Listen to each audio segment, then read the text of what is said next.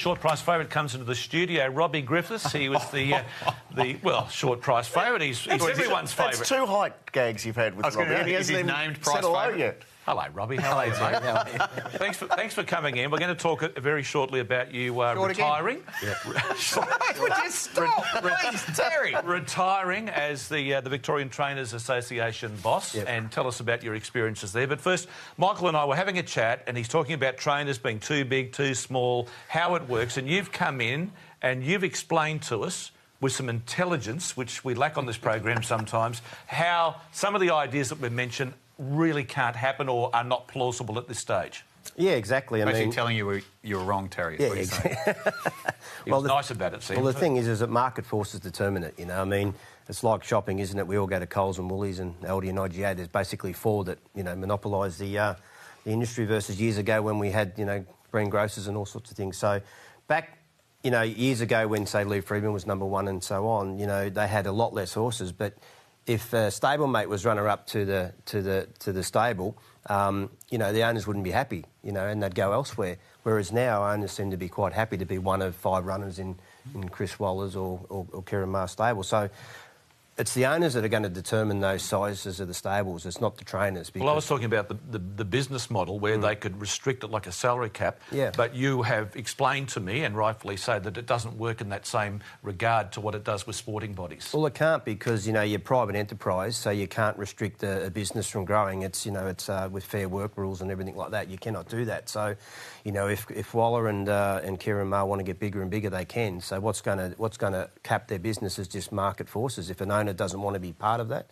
they'll go to a different trainer, and that's what will determine their size. Okay. For you personally, has been in the racing industry all your life and having a great respect for the future of racing, is that healthy for the sport going forward? Personally, I like it when there's 10 or 12 runners in a race and there's 12 different trainers. I think it's good for wagering. I think, you know, because what my concern is with wagering, does a punter pick the best of the five Maher runners or the best of the five Waller runners? Does it make the wagering lopsided? I don't know. You guys are probably better equipped to answer that. But so I like the idea of having more trainers in one race. Whether it can ever get to the stage of salary caps, I don't think it ever can. You'd have to, you know, strip it right back to the very beginning and change the whole constitution. I don't think you can. I don't think once the genie's out of the bottle, you can't change the rules when the game's in play. So I think that this is what it's going to be. From your perspective and the middle-tier trainers, you're not that small these days. You've got a lot of horses, a lot of runners, but you have never been one of the huge stables. How tough is it to take them on and be competitive and get new owners into the stable? Oh, look, they're monstrous. You couldn't take them on, you know. I mean, Kieran's just grown and grown and grown. He's sort of been there at the right time, right place, and he's got the talent and the infrastructure and the want to do it. And I don't think you could take them on, really. I mean, I think they've got something like 1,200 horses, not in training. Probably a lot of trainers find their own niche now. They say, this is my little area here that I'll stick to because I can be very competitive here. Isn't that right? And once again, I think, you know, the market forces of the owners say, well, I want to be with that trainer. I want to be able to see them at the races and say good day and not know that they're in Sydney or this or that or whatever. So, you know, it depends on what the owners want. Do they want to have a personal relationship, come down to my stables, watch track work and be, you know, see their horse and not know it's in this stable, this stable, this stable? That's why Gay was so big, because people would say, I want to be with Gay. Correct, yeah. And Tommy was big years ago, CS, Bart. The difference is why they didn't go, they used to go Wednesday, Saturday. They wouldn't go to the provincials, where since the 58 races and so on, you know, I think Weir started it more than anyone because he'd have 100 winners a year, be one in the city and 100 in the bush, and as he grew, it flipped around. He ended up with Group 1 horses. But, you know, those horses kept going to, you know, like on the Wodonga on a Saturday, you'll see Hayes there with quite a few runners because they're at Euroa. I know this is your segment, Michael, but I'm enjoying this. That makes it even worse. It's Tuesdays with Terry. Yeah, you can stay on for the next segment. I'm very happy for that, but you don't get paid any extra, OK? In fact, you don't get paid at all. No, that's it. No difference. We look at races now, Robbie, and back in the old days, you'd have, you know, 14, 15 horse fields, and you'd have 8 real chances in a race sometimes. Yep. Nowadays, you've got horses that are going around $1.20, the price of Winks, Black Caviar, Far Lap, the whole lot, that are 58 horses, and they're racing against 200 and 300 to 1 shots. Now, how is that eventuated? Because from a turnover point of view as a punter, I don't bet on those races because yes, I think the favourite can win, but I'm not taking $1.30 a benchmark 58 horse against Volters because they're no good. So how can we fix that problem up? And I know you're going to say to me, you know, you're going to need to go back on the Trainers Association again and see what you can do. But it's a big problem, I would have thought, from a revenue funding model. Oh, well, I mean, the thing is, it's personal choice. You know, someone would be quite happy to back the $1.20 favourite today, and might not be you, but, you know, someone else will. But the thing is that I think one thing that we need to look at in time is that since the ratings races have come in, there's more horses that have stayed in Victoria, whereas years ago in the class system... Correct. Yeah, we'd lose them. Yeah, if they won a maiden in Class 1, Class 2, they couldn't go any further. So they'd go to Adelaide and Queensland and outback Sydney and so on. So that ecosystem has to be looked at some point because there's too many stagnating in the system. It's not tiered racing. Is it? Like, Yeah. Well, we're down to 52 and New South Wales get down to 48. We'll get down under 52 at some stage. Well, I mean, I think it'll all balance itself out. You know, like Adelaide changed their rating system so more people cross the border and keep the field sizes up and so on. But I think that somewhere along the line there might be a way to try and get the horses to flow through the system a bit better so that you don't have as much stagnated. But in saying that, you want to supply 7-day racing too. So it's a bit of a catch-22, isn't it? Do you really want to sustain 7-day racing? Well, that's what the industry seems to want to do. You know, for wagering, they don't want to miss out on an opportunity of, you know, someone else betting on a different venue or a different But we've got to keep wagering going forward, and what we're talking about wouldn't be pushing wagering in an upward spiral, would it? It's hard to say, you know, it's hard to say. But, I mean, this time of year is probably not a good example because the racing is probably not as strong as you want and there's probably more horses at a shorter price and there's not as much depth in the field. So I think what do you think, Mick? The turnover issue is, as you say, it's the lifeblood of the industry. And, yeah, it's at the moment, it's difficult to get a real, you know, definitive kind of viewpoint because it's average winter racing. I thought it was more salient over the Christmas period where we had a lot of thin fields, a lot of 2-year-old races that didn't have full fields, and Racing Victoria made the decision to pull 18 meetings out over that period because they could see that the imbalance was there. So maybe trying to rectify that. One quick one for you because you are finishing up as the boss of the ATA, which I think outside of umpiring, maybe race calling is the most thankless task that is going around. 10 years in the seat, what was the biggest issue you had to deal with? COVID. Yeah. Yep, definitely COVID. And I think that we played a massive role in that. I mean, so did so many, mind you. I think, you know, there used to be a group of 70 of us get on the phone and have a hook-up and between all the PRAs and RV and governments and so on. But I think that we played a massive role because we learnt so much with the Equine Flu in 2007, where we kept everything open. We ran all the feature races, Caulfield Cups, Cox Plates, Melbourne Cup, the whole lot. And we learnt it was exactly the same, but flipped. The horses had the bug then. This time the humans did. So what we learnt was how to have all the correct biosecurity measures in place. And one thing we put forward on the table in the meetings was we had all the administration set up there to fund, to structure everything. We had 4,000 horses in Victoria, and if we kept them located, because the biggest thing back then was, you know, tracing and where is everyone and trying to keep everyone locked up. So for horse welfare reasons, those horses had to stay in training. Nobody wants to pay training fees when they're not racing. We can't afford to put those horses out in the paddocks because then we've got no idea of tracing. So all of a sudden we had all of these, you know, we could put a security guard on the front and back. I'm trying to think, what do you do when you lock someone up? Quarantine. Yeah. It wouldn't come to me. So anyway, we said to the industry at the time, we've got all these quarantine stations. They said, where? So we're Flemington, Caulfield, Cranbourne. Put a security guard on front and back. If we have to, we'll stay in our stables. But then what we can do is that we can have full control of where the horses are, and if we're lucky enough to keep racing, owners will pay if they're getting prize money. That keeps the whole wagering $300 million agreement with TAB, let alone your other wagering operators, Ladbrokes and all those sort of things. So then, as you say, 10 starters a day. We only needed 150 people and 80 runners out of that 4,000 to keep our business alive. So with the assistance of... Martin Pakula was brilliant. With the assistance of the government and all the PRAs, we took one day at a time. And that gave us the opportunity to see how it went. We created a great service to everyone at home because there was only 2 things on TV. It's the only sport that kept going. Yeah, and it didn't lose its appeal because on TV you can't tell. Like when footy first come back, it looked empty with the grandstands.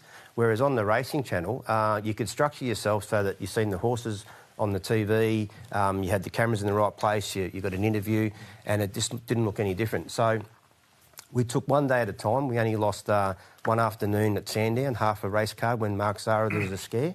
We lost one morning track work at Cranbourne because there was a scare with one of Richard Lemming's staff members was sister to a nurse at Frankston.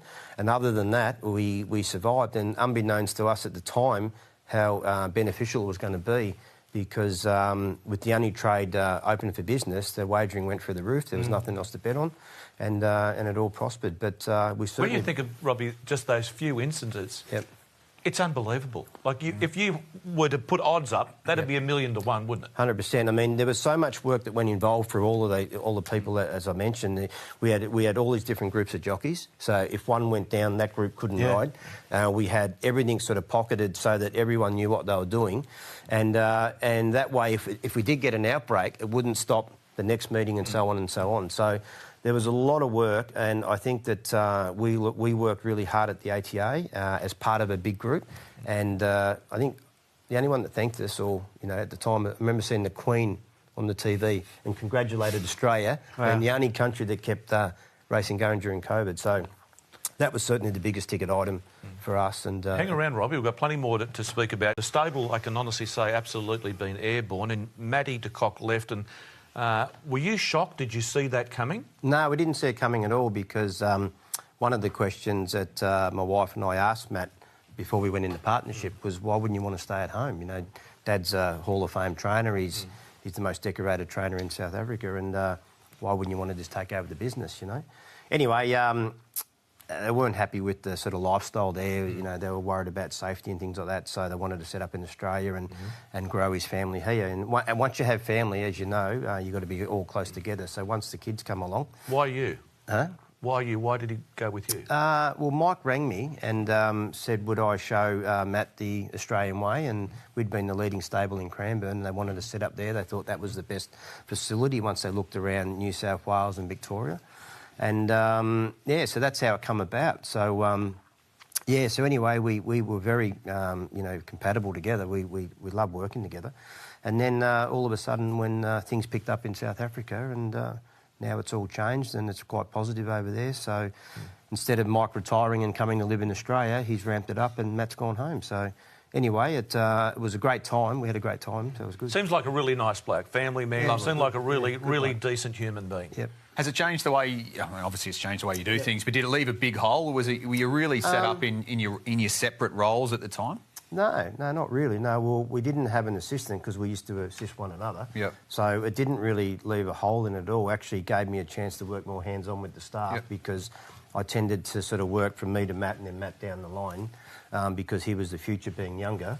And anyway, so now it's given me a chance to work more one-on-one with the staff, and I think they've enjoyed that, and their skill set's improved. And did he help you change your training methods? Did he, without being rude, did he upgrade you, change the way you did things, gave you a different perspective to look at things that you knew? I think different perspective. I think that worked both ways. You know, he hadn't seen a lot of the things that we did in Australia. Yep. And I hadn't seen some of the things that he did. Was it a big contrast? No, not really. Not really. It was just more so... There's more tricks in your bag now. There's add-ons, you know. So, you know, anyone that's travelled, and he has, you see what they do here and what you do there, and you just grab a little bit from everyone. So, as a result of that, I think he leaves a more rounded trainer to go home, and I've been better for the experience here. So I think it works favourably both ways. Did we end up getting any of the handy horses come over from South Africa? I think we had a couple of the younger bred ones that didn't quite measure up, but some of the ones that come didn't end up measuring up. But I remember a couple early. Best, and he retired. Yeah. So, I'm going to ask you a question, Robbie, and I hope you don't punch me in the nose. You promise you won't? Wouldn't be the first person. I can't reach it. He's got that in the contract. Everyone has to be seated just out of arm's length. You've been training a hell of a long time. Yep. And you've had so many horses, but your Group 1 success ladder is very limited. Yeah. And that surprises me a little bit because you've been in the game a long time. And then I asked myself one day, why is this? And then I look at the horses you buy. And I think that restricts you a little bit because you're buying horses to make money, make owners happy, but you're not in the big end of town. Am I correct in saying that? And I hope I haven't offended you. No, not at all. I mean, I think that... I mean, we ran so many runner-ups, which has been frustrating. And Angelic Light. Oh, yeah. I haven't got over that one yet. I don't know how that protest was dismissed, but anyway. I think that, you know, if you can turn back the clock and do it all again, I certainly wouldn't have been trying so hard with average horses. I would have turned them over a lot quicker. Yeah. And gone to the sales earlier. And I didn't, as a younger person, I didn't realise sort of the real need for that. You know, my first Group 1 runner should have won, ran third. I remember Dean Lester saying, geez, if that's your first runner, you know, the Group 1's around the corner. What was your good stay you and Dean had that race? Big Pat. Big Pat, yeah. Yeah, we set him for the Dalgety, or the Lexus, they call it, and he won that and won his way into the Cup. But yeah, I think that, you know, my advice to a younger trainer these days, if you're starting, is to go to the breeders, go to the sales, and don't try to turn 58s into Group 1 horses. You know, just try to and you keep trying to win for your owners, which you do. But it's, every time you're keeping that horse in the stable, you're not giving yourself a chance to upgrade. It's funny because with the dogs, I've done the same. Yeah. I sort of bought a lot of cheapies thinking I'll get success out of them now. Yeah. Now I'm going to the Bernardos, the really, you know, I'm paying the big money now for the better quality dogs, and I'm getting better results. Yeah, you've got to do that, you know, because you just can't. If your athlete's not fast enough, you just can't. Doesn't matter what you do, you can't make them go any faster. You know? Just butting in, at the moment, we've got a delay on course. One of the patrons has become ill, so the horses have gone back to the stabling, and we'll wait for a further update from Matty on track in just a moment. Robbie Griffiths, our special guest in the studio, Sam. I was going to say, you talk about turning horses over. It's like a Graham Begg sort of. So he doesn't have a big stable, but geez, they're out fast if they don't measure up, and you try and but you've also got to be in the position. Well, the thing is, I know when I started training, young trainers weren't given a go. It was different, you know. These days, youth, you know, first season stallion comes along, they get 200 mares. You know, young trainer starts, if they leave as an assistant with a bigger stable, they get an opportunity straight away. And it wasn't like that back then. Back then it was Bart, CS, Tommy. It was hard for Gay to get going because she was, you know, she struggled to get a licence and all that sort of stuff. But there were a lot of trainers that weren't big, but they were punting trainers. Different nowadays where they're not, and they were lethal. But if you turned the horse over back then, if you said to the owners, look, you know, this will win and it's a one-win horse, let's move on. They used to bloody cry. It was like, oh, you can't get rid of my horse. I know as a syndicator we syndicated cheap horses. We would tell them, OK, it's time to move it on. No. It's had 10, 11 starts, it's won a race and been placed once. It's hard to get them to agree to move them on, even though it's your judgment call that it's, you know, you're going to be here at 20 starts with that one win. And I know a lot of the horses that I said to move on, they just went to other stables. You know, you see them bob up somewhere else. They didn't sell them. They just I said, sell this one. And the thing is, too, one thing that I have seen through my career is that if you buy a $30,000 horse and, you know, like Angelic Light's got the Group 1 level, they want to buy another $30,000 one. So I was about to say that I think there's two trains of new trainers going out. There's the big guys who go from the big stables, and they generally get supported. They're well known. They already have ties to good owners. And then there's other guys who sort of start ground up. They might not have the profile from a big stable. I'm going to think of someone like a Ben Brisbane and those sort of guys. And you talk about you get pigeonholed. So what do a lot of these young trainers do? As you probably were in that boat too. You got all those young cheap horses going well. A lot of these young trainers, like a Ben Brisbane, people send them second-hand horses. They do a great job with them. So what happens? The phone starts ringing. Awesome. More second-hand horses that have problems that can win a race or two. And you get pigeonholed. You had all those good Magnuses and you're so good at turning those sort of lower tier into mid-tier horses, and you did such a great job. But that's where you end up doing so much of your work. So you've got to reinvent yourself. Yeah, it's hard. You've got to make that decision. And I think that's what you mean when you say don't spend so much time on... Correct. I mean, Dandy Kid was a freakish horse. He won 15 at the Valley and holds the record, but he was by Demas. So as much as he was a nice bread and butter stand, I got every Demas. I wish he was by Danehill. And I would have got every I remember Lee Friedman getting interviewed one day and they said, oh, he trains those Danehills good. Well, you know. But yeah, so the only yardstick you could have as a younger trainer is when you got second-hand horses from the number one stable, if you had them going as good as them or better, that's how you judged yourself.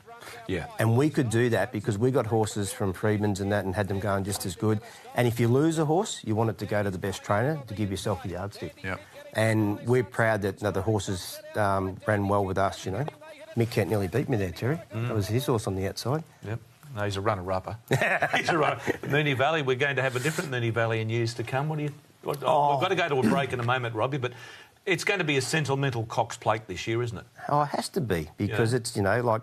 I'm a traditionalist. I like mini valley. I like the short straight because it's a point of difference. It's in our DNA, isn't it? Yeah, it's a point. Really. Yeah, it is, isn't it? But who knows what the new track's going to be? Might be better. It might who knows? be even better. You know, we all look at the negative, but we don't look what the positive could be for the new Moonee Valley track. And you can see it when you see the vision that the club's got. There are positives there, but can it recreate that atmosphere, which is 1 in 1 million? They reckon they're going to, but you know the positive for me is that nobody can break Dandy Kid's record. What do they say, ladies and They can create their own record, but not mine. What do they say? Racing's all self-interest. Robbie, we speak about the quarterback and your great mate Dean Lester and the story with you and Dean and the quarterback winning that race. That's going to be hard to beat any time in the future.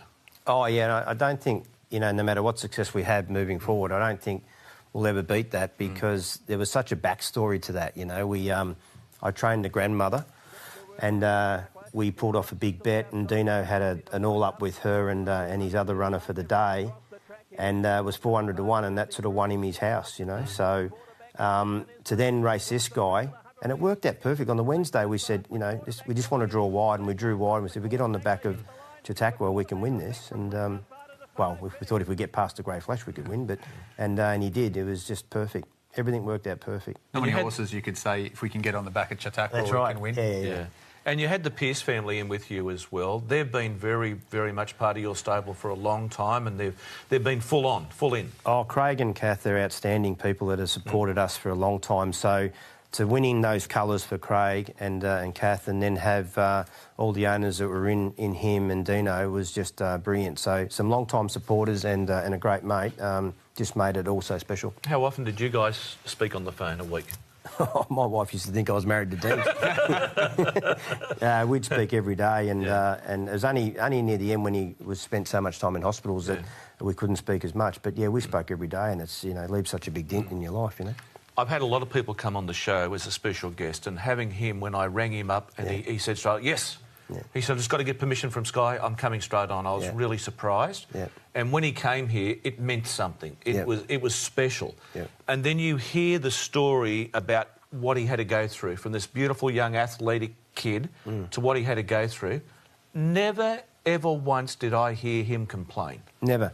No, he never did, you know, and it was just, he was an incredible person like that, because I said to him once, how do you deal with this? He said, mate, I've been living in hospitals my whole life. He said, it's just part of what I've done. He said, it's just normal for me. So he was remarkable, and like he beat Brad Hughes in the under-16 golf championship. Like he was a pro. Freakish young talent. He played off 16 when we used to play, and like he'd wander over with, he'd use the driver as his walking stick, and then he'd just go whack. Yeah. And I'd say, why don't you have a practice shot? He said, if I don't connect, I'll fall over.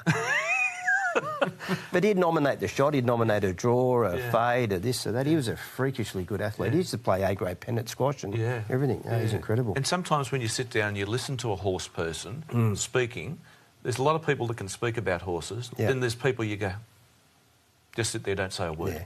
You don't say a word. He had like a total recall memory. Incredible. No good when you're trying to embellish yourself on the drink. It set the facts straight, you know. Absolutely not. And, his memory retention was quite incredible. Amazing, absolutely amazing. So, for you, what are you going to do now? How old are you, Robbie? I turned 56. I'm an August the 6th foal. Okay, I'm a 29th of August. Okay, early foal. Born at 4:15 in the morning, and nothing much has changed since, Terry. Okay. Getting up the same time ever since. Set the theme early in days. Like, as you know now, I'm sort of retired / sacked. Yeah. Are you looking for a job here? No, Rob. No, I think he's buttering me up here. I've seen how hard the stable staff work and how hard a job it is. And I know from being a race caller and, doing 70,000, 80,000 Ks, and even when I was at TBN working 72-hour weeks, I know how hard it is. And you've been doing it for a long, long time. What gives you the drive to continue to do it in a very tough environment? Oh, I mean, it's an industry that becomes a lifestyle. I mean, 365 days, you love it, it's what you do. I think if you stop having that passion, you just give it up, simple as that. What are we doing? We've downsized intentionally. Our quality's up. We're not going to as many meetings. We hadn't had a runner for about 3 weeks in the city. And that's what we're going to do. So we've got a block of 60 boxes. We've got 45 in training. So we've got some nice young ones, and we're looking forward to Les's best. Well, you were talking about Big Pat earlier. We don't really think of you as a trainer of stayers. I won a hurdle first up from a spell. Did you? On a heavy 10 with a horse that had never won beyond a mile. Wow. There you go. But nobody. What, Robbie Lang told you to do that? No, yeah. Well, I was funny when I was a jockey 35 kilos ago. Robbie Lang was a great supporter. Yeah. And it was like that ad with Peter Moody, run, run, run. He used to put these instructions in the stick drawings, you know, run, run, run, run, run. Yeah. Very funny. And there's another bloke when you sit down, you listen to people speaking about horses. There's another bloke you just shut up and listen. Yeah, yeah. You know, and his stories were quite detailed. Very. And I saw him not long before he passed away, and he said, you know, I just can't go and be a normal trainer, Terry. I just got to be the way I am and do all these crazy things, and I'm still going to do it. I just can't change. That's it. And I think that's the thing, as trainers, what's the old saying? Trainers, well, poor Robbie just died, but they say trainers die, they don't retire. Yeah. And that's sort of how it was. Or my brother had a 2-year contract with Kevin Prendergast in Ireland, and he just passed away recently, 93, still training. You know, so that's, you know, George Hanlon's and, you know, and Bart, and, you know, so... I remember having a great chat to your brother just before he passed away, and it was he told me a lot about the history of what he did, and I dearly wanted to bring him on the show, but he just wasn't well enough to come in, and the stories and the things that he did, and these are things that my boss Wayne Wilson said to me many years ago. We need to do these stories. We need to showcase these stories of racing and the people and put them away forever. Yep. You know, we missed out so much on the old days, some of the stories and stuff that we just didn't do that. And I think that's really paramount to racing's history and to its future. Rod, I want to know, you were a jock, obviously. We've heard you talk about it a little bit here and occasionally away from here. What was the transition and when did you decide you wanted to get into training? How did you go from riding to being a trainer? Paul Keating had a lot to do with that. We had the recession he said we had to have when the economy turned bad. I retired at 20 and... had done it all? I was getting unhealthy and I was being stubborn and wanted to keep riding, and I was his stable rider, Tony Vasil, and he was on the up, he was growing, and he was the one that said to me, don't give up. It was like the only one I had on my support team. He said, but give yourself 6 months off, give your body a rest, like a horse having a spell. And I realised once I wasn't riding how unhealthy I was, because all of a sudden I felt so much different. And then, sure enough, 6 months later, he said, come on, time to get going.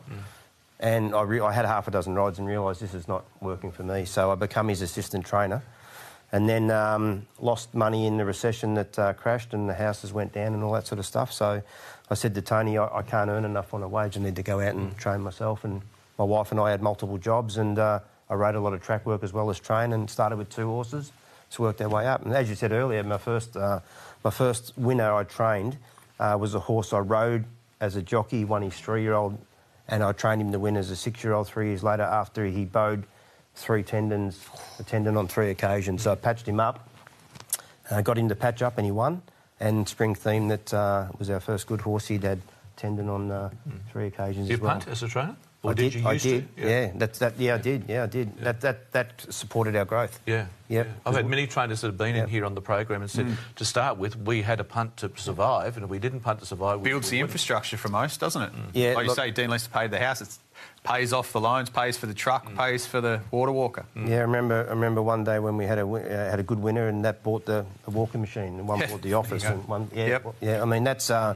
You know, when I started to train and started to grow in numbers, Dino was my assistant in many ways. He'd watch the horses and time them and say, you know, this one worked well because I was riding, you know, horse A and so on. And but we certainly did. These days it's different. You got much more prize money, but certainly, and I was quite lucky. I'm so glad that I come through the era that I did, because the trainers back then didn't have the prize money. So they had the punt to survive. So I got the rides of some fantastic trainers. You wouldn't even know their names, and they didn't win the big races. But, geez, when they said they could win, they were right on the money, you know. Anyway, Robbie Griffiths is our special guest. We've got this delay continuing at Ballarat. And, by the way, Robbie, that's why I'm on the other side. I live in poverty. And lighting can be a problem, although we'll just have to wait and see. They were hoping to go back one race, but we'll find out shortly. Robbie Griffiths in the chair with us. Robbie, tell us nowadays about the rehoming of horses. How hard are you finding it compared to, say, 10, 20, 30 years ago when it comes to rehoming racehorses that have finished either early or at the end of their careers? It's never been harder. It's never been harder. And I think, you know, when I was a young fella, you know, a lot of people had, you know, they had pets, they had horses and so on. These days, kids have iPads. You can't afford it either. Let's be honest. It's not cheap. It's not cheap to home a horse, let alone feed it every day. You feed a horse every day, that costs you a fair bit. We were very lucky, you know, growing up in Cranbourne area. You know, the city of Casey had a lot of rural areas. There's a lot of pony clubs, and there was always someone that wanted to. And there still is to a fair degree. To a point. To a fair degree. To a point, you know. Yeah. But so I can see why the foaling crops makes sense. It makes sense. I mean, it's going to, you know, balance itself out. But yeah, so it is very difficult. We're quite fortunate. Some of the Racing Victoria rehomers are very good, and then we'll also give them some funding as well. And we've had a lot of luck, but it's just a lot harder, a lot harder than it used to be. Do you find with some of those rehomers, I know with Grand Syndicates, we set up sort of an end of life. We would pay the rehomer to retrain, so at least you're giving them something that does the training and then gets them to a point where they can either even sell it for themselves, they want to put a bit of extra work into it, or they can rehome it. Are you finding? What do you do with owners around that? Is that more of a common thing now, or do you bear the brunt of that yourself as a stable? No, we as an ownership group, we say we have a responsibility for the horses' welfare well after racing. A lot of these horses are retiring at 3, 4. I mean, the fillies are safe; they go to the breeding barn. But the geldings that are retiring at 5, 6, 7, whatever, they're going to live to 20. So they need somebody to look after them for the next 10, 13 years, 14 years, whatever. So our owners have been good. We say to them, you know, this is what we want to do. If we give, you know, I think we allow $2,500, $3,000, something like that, and we send that money to the retrainer, and they might have the horse 1 month or 1 year, depending on how long it takes the transition, and then they will on-sell or on-place them, and we've had a lot of success doing that, you know. Do you think, Robbie, that as an industry as a whole, that we should have a fund? When you own a horse, it's your responsibility, and I include the breeders in that because we're all making an earn out of it along the way, and then that fund is there to see the horse through its life when he's finished racing. That includes all the stuff that he needs done, he's retraining, and then finding a home for him where people, you know, get paid to look after the horse as well, like an adjustment. Yeah, look, I do. I've always been of the belief we should do that. I think, as Sam said then, you know, there is stables that do it. Sam's done it. We do it in our stable. But I think it'd be a lot easier at the front of the career to put that money in. And even if you had a fund that invested it and made it into more money and whatever. It's always happy days at the start. When things turn bad, gone, see ya.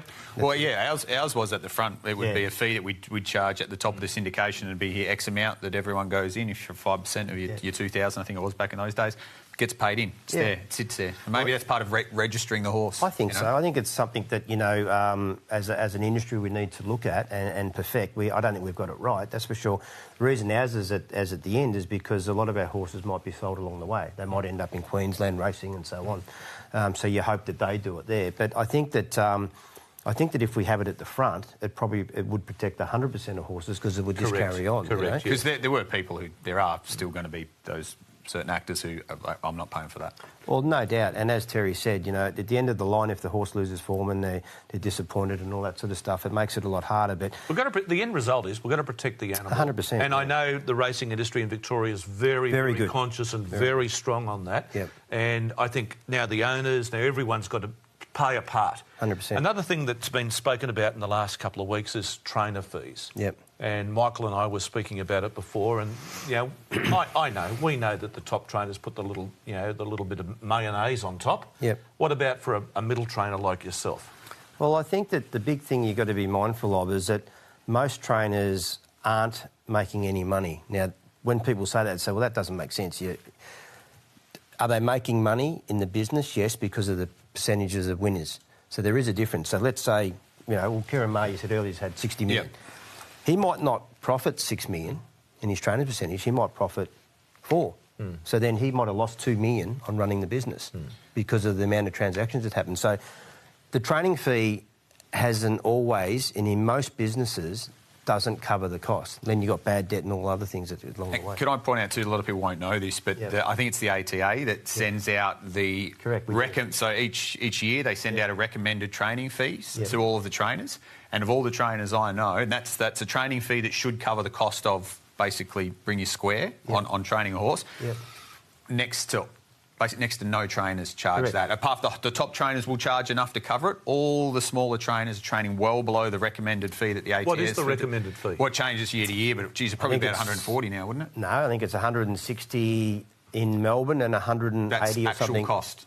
Yeah. It's actual cost. Yeah. And some of them are still going to be charging 110 because 120 or even less for the small ones because they have to be competitive and that's their way of chasing horses. So many of these, and sorry to cut you off in your answer, but it's so many of these trainers are left trying to sometimes cut the nose off to spite the face. It's they have to charge so far under actual cost and then hope that the prize money is where they can make money. They don't even wash their face training horses. So it's very interesting. I've seen those ATA letters that go out with the recommended... They're real costs. Yep. Yeah. And floating's a big thing too because you charge pretty heavily for floating horses, one in the float with a heap of others, and it could be $400. Just What about when you have one runner? Yeah. Well, you jump onto You cop it. spin. Maybe. Yeah. What if he scratches? Yeah, but I'm talking about the bigger stuff. Oh, yeah, but I'm that, talking you know, about the bigger side of it. Yeah. That's good and well, but, you know, you get an Uber somewhere, it costs too. You get a lot, you eat a lot of costs as a trainer. Even Well, if some of those syndicated, trucks are we see them, you know. some of those trucks are 300 grand. Then you got the running cost, the fuel. They drink the fuel. You know, the insurances to make sure you got all that covered. It's not, you know, people look at the gross dollars of something. You know, I remember talking to a very good businessman years ago, and very successful, and he said they earn 4%. I said 4%. He said, yeah, but we turn over $2 billion. Yeah. So that's why they made money. But if another business only turned over and profited 4% of their turnover, well, with the taxing we do with gambling now, if a company is turning over that sort of money and the bloke's coming even or whatever, they're actually losing an absolute a square because the tax system's wrong. I know that's a different story to what we're talking about right now, Robbie. Yeah. So but in saying that, Terry, you know, like the margins are so small in everything, you know, and as we were talking earlier about big stables when we're using Coles and Woolies as a comparison, their margins are so small, but their volume is so big, and that's how they sort of make money. But Harvey Norman and all of them are the same, you know. Whereas training horses is. The person said to me years ago, it's a posh way of going broke, you know.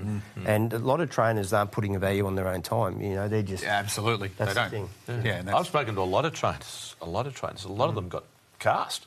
They are. They owe money to the sales company, and it's a trap because if you don't go back and buy the horses, you've got nothing coming through to your owners, so your business then comes to a halt. Tell me if this is a fair call. I think this is a truth I found with trainers.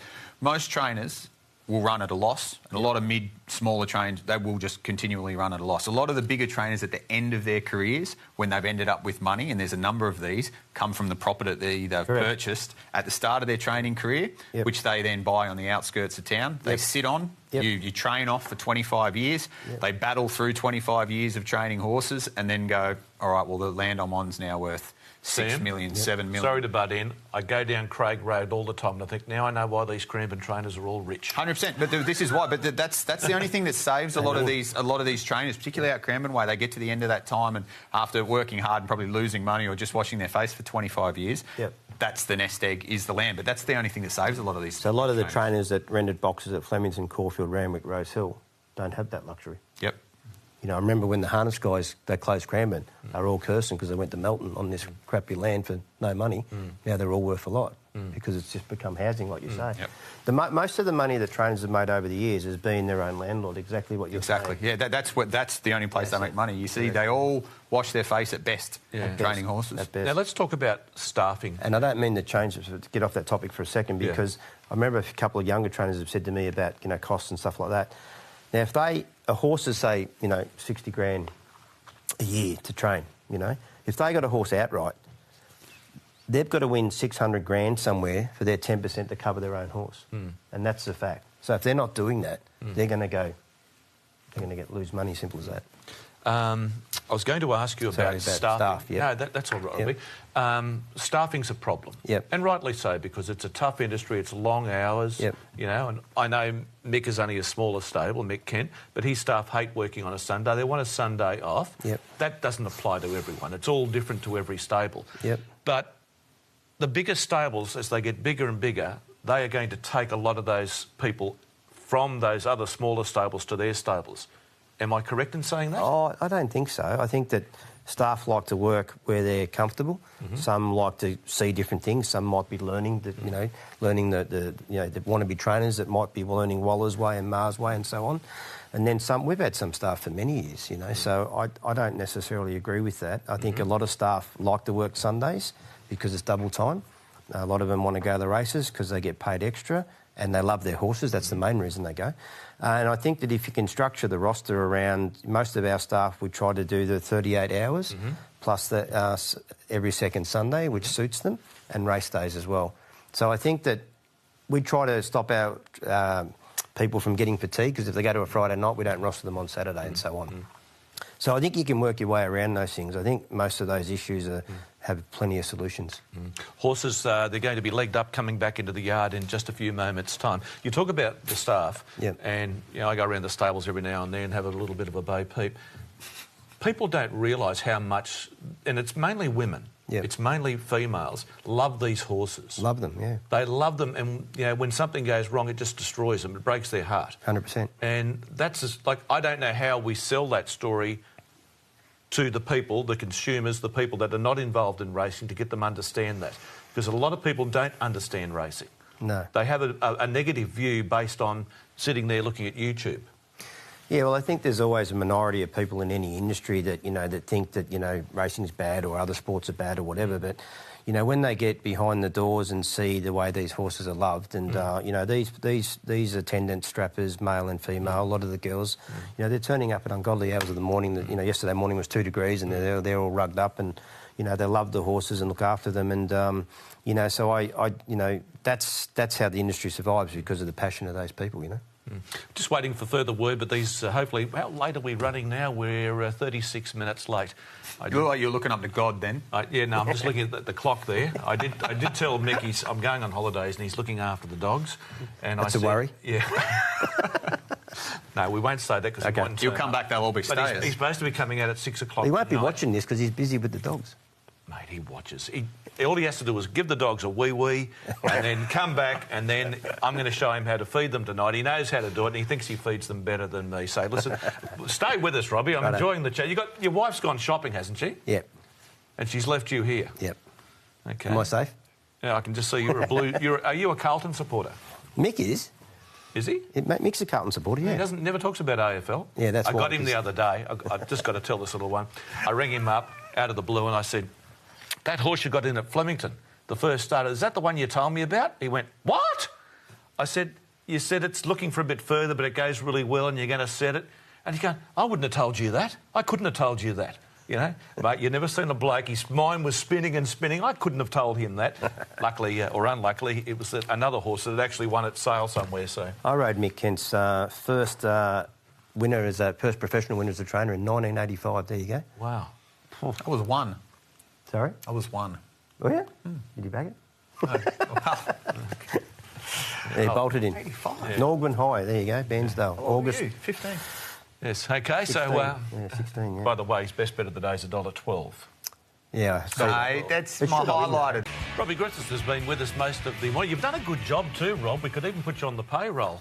That's good. But we won't. No, we're not. We're not going I felt good for about 1 second. Yeah, you filled the gap. You filled the gap really well. You give me the mayor's chair here. What do you do to relax? Do you relax? Well, do you cook a Chinese meal? I love cooking. Yeah. I love cooking. I'm no star at it. My wife Sharani's a great cook, but for me it's relaxing. So yeah, if I could, we cooked some chow mein last night and do very simple stuff. Red wine? Well, I love red wine, but she's not a red wine drinker. So if I open the bottle, it means I get the whole lot. So I've got to be careful, Terry. Yeah, well, you've landed on the jackpot there. She's very intelligent. She's very good at landscaping. You're just showing us a few photos there.